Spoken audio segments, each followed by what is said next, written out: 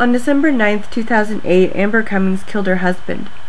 In doing so, she not only retaliated against a decade of extreme domestic violence and defended her daughter from possible molestation, she also potentially changed the course of history. When Amber first met James, he was the nicest, most charming person she'd ever met. They married when she was 19, and once she got pregnant, the abuse started.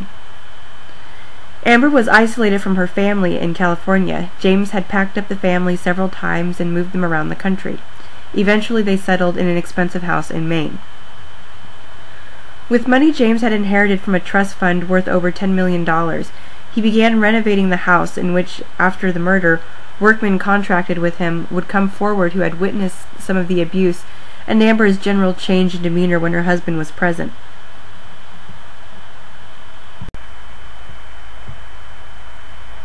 Not only was he abusive, he was an avid white supremacist.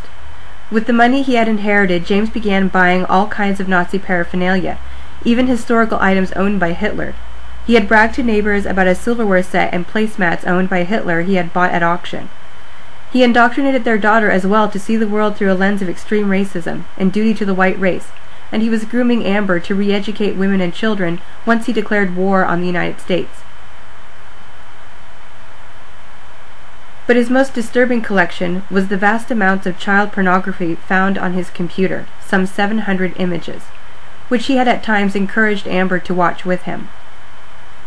James had probably always been mentally disturbed. He was posthumously diagnosed with schizophrenia, but as the marriage wore on, his erratic behavior escalated.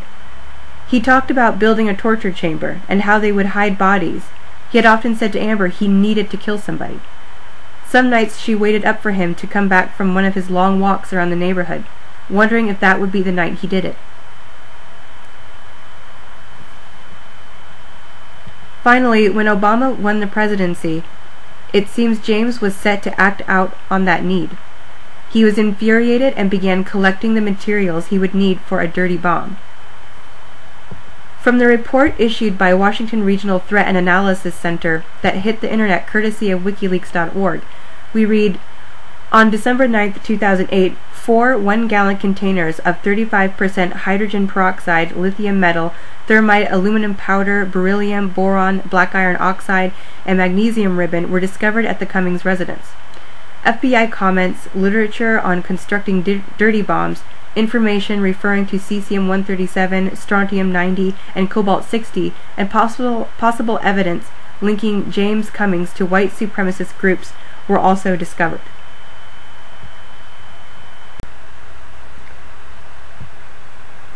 Amber told police James had been mixing chemicals in the kitchen sink. James had said to her that he planned to set this bomb off during Obama's inauguration and expected all of them to die.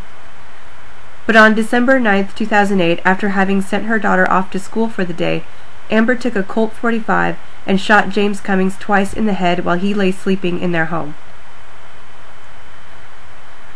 In the end, she pleaded guilty to domestic violence, manslaughter, and received 6 years probation. Due to the trust fund's mismanagement, much of the funds were gone. Indeed, before his death, James was suing those put in charge of it.